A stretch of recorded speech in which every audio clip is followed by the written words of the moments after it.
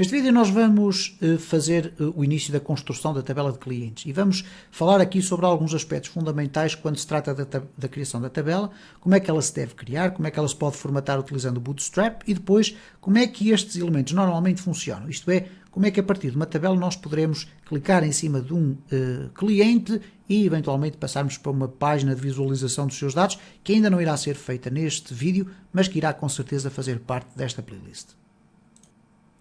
A apresentação de uma listagem de clientes desta forma, ou uma listagem de serviços, não faz qualquer sentido em termos de aspecto visual. Desta forma, não temos aqui qualquer utilidade. Então nós iremos criar uma tabela onde iremos apresentar algumas das informações que aparecem aqui. Obviamente que nós nunca deveremos apresentar todas as informações. Por exemplo, seria apenas senso comum concluir que não faz qualquer sentido apresentar o ID do cliente. O ID do cliente é um mecanismo interno que nos permite então chegar ao cliente exato. Mesmo que existissem dois clientes com o mesmo nome, cada um irá ter um ID diferenciado.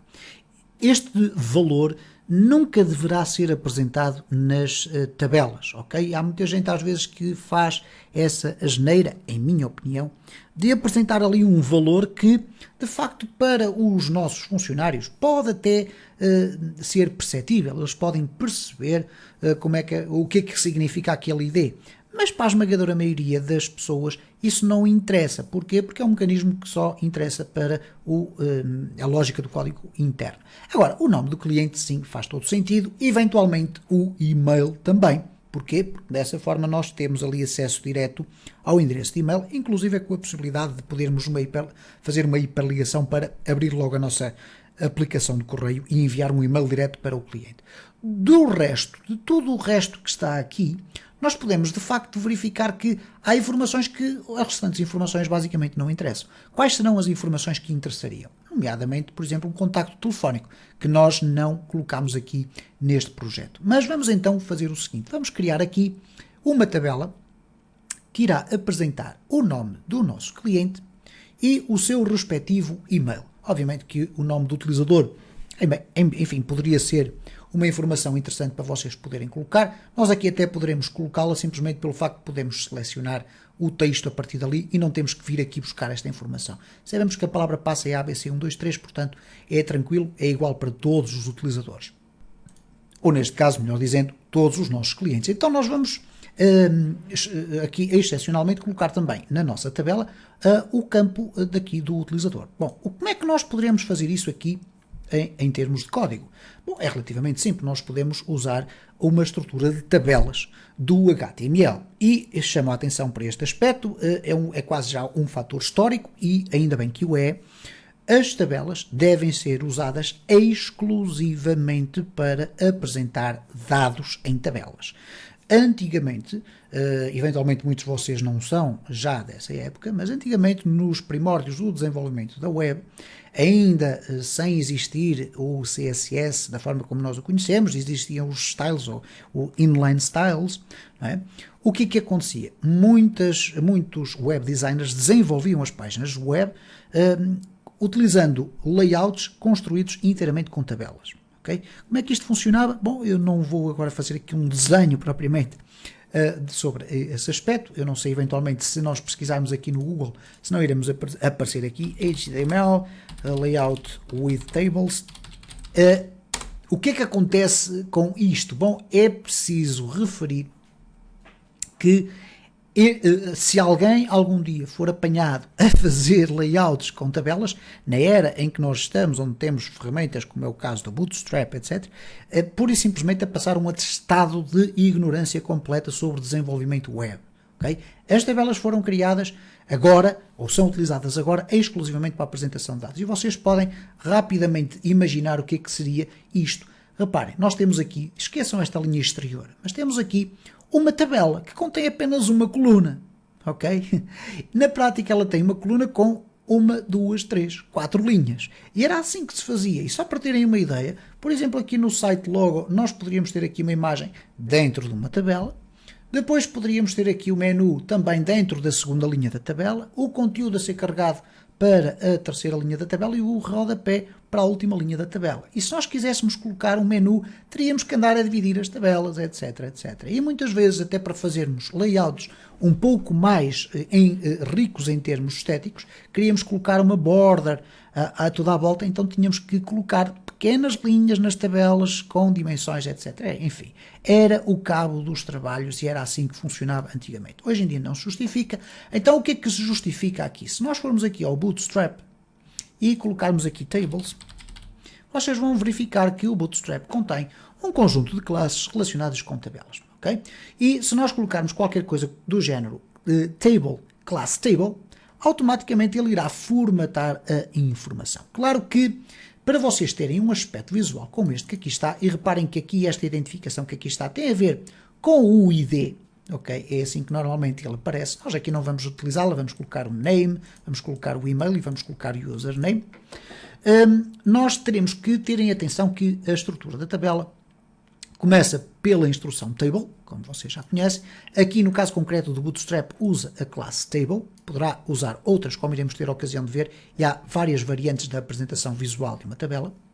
Depois tem um table head, e o table head por vezes é esquecido por muitas pessoas, ok? O table head é basicamente a parte das colunas, ou do nome das colunas, ok? É o cabeçalho da nossa tabela.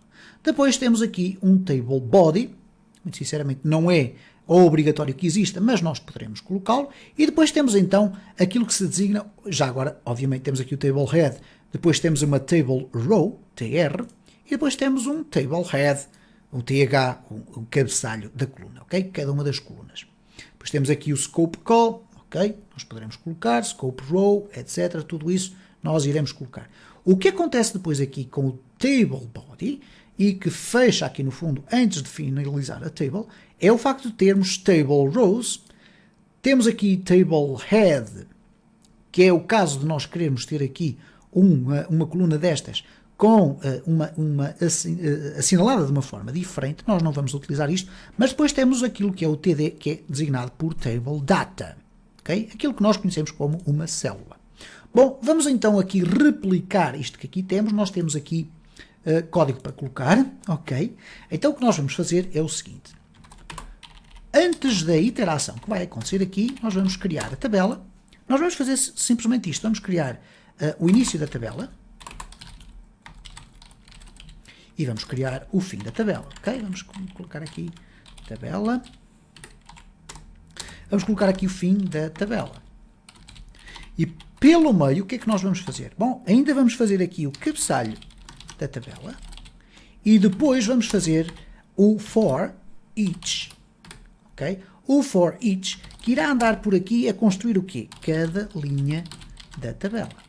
É isto que vai acontecer. Então, nós temos aqui propriedades que poderemos definir de forma estática no que diz respeito ao HTML, mas depois temos aqui propriedades que vão ser dinâmicas, construídas a partir de um ciclo de PHP.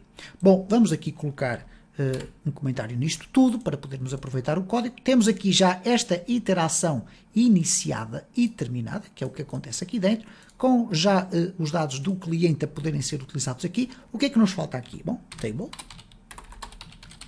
classe igual a table. Vamos fechar a nossa tabela cá em baixo, barra table. E agora vamos construir aqui o nosso cabeçalho. Portanto, aqui vamos colocar o início da tabela. Vamos criar aqui o cabeçalho da tabela, que nós sabemos que vai ter, neste caso, 3 colunas, eventualmente 4 depois, quando nós quisermos adicionar ali uns ícones, eventualmente vamos fazer isso. Então nós vamos ter aqui um table head. Se nós colocarmos aqui um t-head, ele vai criar logo este espaço. Vamos colocar aqui um TH, ok? E este TH vai ter o quê? Nome. E vamos replicar logo para e-mail. E vamos colocar aqui utilizador. Ok? Vamos colocar aqui desta forma. Bom, vamos verificar agora o que é que acontece se nós refrescarmos aqui tudo e reparem como automaticamente o Bootstrap nos colocou logo aqui isto organizado de uma forma esteticamente mais interessante. Obviamente que nós podemos colocar aqui antes da tabela um H3, vamos colocar assim, ou se calhar um H4, classe, vamos deixar ficar ali encostadinho, não há problema, listagem de clientes, ok? E obviamente nós vamos ter ali já listagem de clientes, esteticamente não está muito bonito, mas vocês poderão arranjá-lo da forma que quiserem, por exemplo, colocando aqui uma classe e bastante para isso colocar aqui um P4, por exemplo, ok? Se calhar é exagerado, mas vão verificar que vai haver já aqui um espaçamento bastante grande, ok? Listagem de clientes, ali temos qualquer coisa, vocês dizem, mas não está ali alinhado, ok, pronto, vamos fazer o seguinte, pathing top 2 ou 3, por exemplo, pathing bottom 3, e agora reparem o que é que vai acontecer, vamos ter apenas um espaçamento para cima e para baixo, não vamos ter nem para a esquerda nem para a direita, e está alinhado, ok? Bom, temos aqui então já estas tabelas, ou melhor, este cabeçalho, agora estamos em condições de fazer o for each. O que nós vamos fazer aqui é simplesmente o seguinte, abrir aqui uma table row e fechar uma table row, porque cada cliente vai ter uma linha, certo? Então, agora vamos colocar aqui cada um dos dados desta tabela. Nós vamos colocar uma table row, uma table data, neste caso, barra td, e dentro desta td o que é que nós vamos fazer? Colocar código de PHP, e vamos fazer um echo do cliente, e o que é que nós queremos? O nome. Okay? Não esquecer que é o resultado, então, desta pesquisa. Eu vou aqui já remover tudo isto, não é necessário, está a prejudicar a vista. Portanto, tudo isto que é criado aqui é resultado, então, de uma pesquisa à base de dados, ordenada pelo nome do cliente, e que nos retorna um array associativo. O que é que esse array associativo tem? Bom, é um array que em cada linha tem como chaves o nome de cada coluna e como valor, obviamente, o valor de cada linha. Agora, o que é que nós vamos ter aqui? Vamos poder replicar tudo isto e vamos poder ter aqui o e-mail e vamos, excepcionalmente, colocar aqui o utilizador.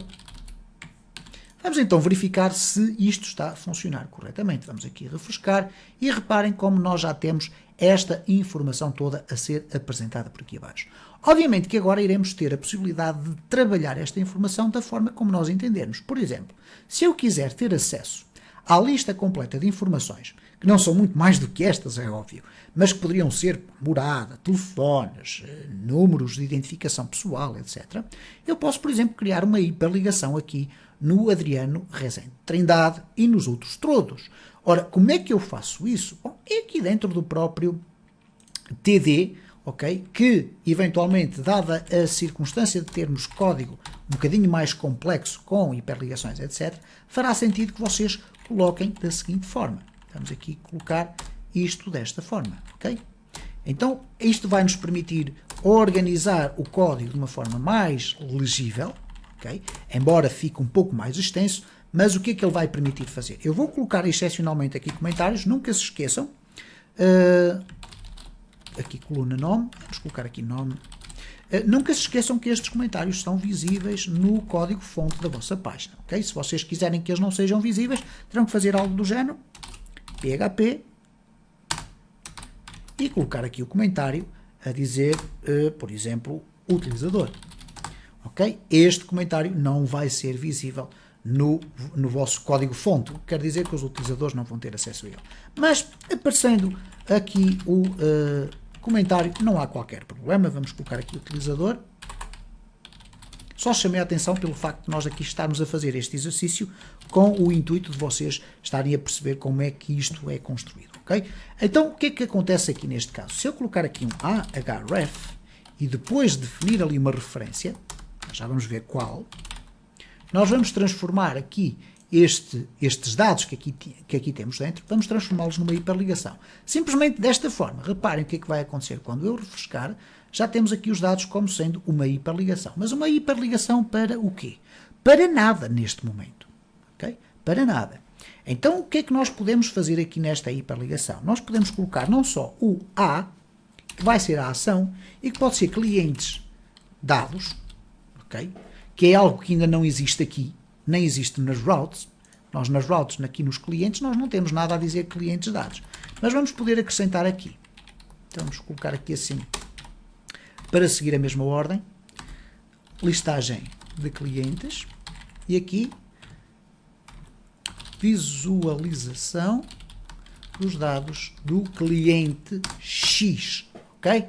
Ora, então vamos ter aqui clientes dados, vamos aqui alinhar isto como deve ser, clientes dados, e aqui está subjacente a ideia de que nós vamos aceder a um script que nos vai apresentar os dados do cliente. Todos os dados que ele tivesse, neste caso são poucos, mas estaria o nome, a morada, o e-mail, os números de telefone, tudo isso, ok?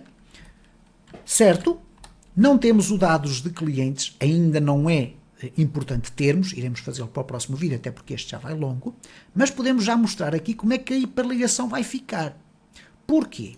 Ora bom, vamos aqui fechar isto, vamos aqui fechar também o início, não é necessário, e vamos centrar as nossas atenções aqui. Eu vou fechar o routes, vamos centrar aqui. Então eu tenho A igual a clientes dados, e ele já sabe que vai aqui nas routes, ok? Vai acionar aqui o clientes dados, certo?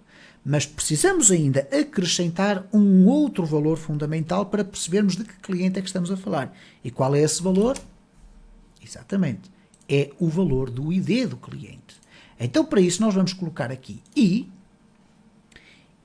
por exemplo, se vocês quiserem colocar assim, podem colocar só I, podem colocar C de cliente, é tranquilo, é o que vocês quiserem. Claro que depois, no script dos clientes dados, nós vamos ter que perceber qual é a variável que vai conter a informação. Eu vou colocar aqui ID é igual, e o que é que nós vamos fazer agora? Vamos concatenar esta informação que aqui está com o PHP, neste caso com o valor que aqui está, não do e-mail, eu só selecionei ali para colar ali daquele lado, mas o que nós vamos colocar aqui é o ID cliente. E se nós agora formos refrescar aqui tudo isto, reparem, aparentemente nada aconteceu, mas reparem agora o que é que vai acontecer aqui em baixo nas hiperligações. Se eu colocar o mouse ali em cima, nós temos aqui na informação o A igual a cliente, ok? Eu vou tentar fazer aqui assim, ok? A igual a clientes dados e o ID é igual a 8. Ora, como é que eu sei que o ID é igual a 8? Sei simplesmente porque os dados me foram devolvidos dessa forma. Apesar de eu ter aqui os meus clientes ordenados por ordem alfabética, os valores dos IDs obviamente vão ser alternados, ok? Não têm uma ordem fixa. Eles só teriam uma ordem fixa se eu eliminasse daqui esta order to. E se eu colocar assim, ele vai automaticamente listar os meus clientes por ordem de entrada, neste caso pela ordem do próprio ID. Reparem o que é que vai acontecer. Agora, de forma natural, Luísa Torres Teixeira vai ter o ID igual a 1, como podem ver aqui ao fundo, e depois se eu for circulando 2, 3, 4, 5, etc.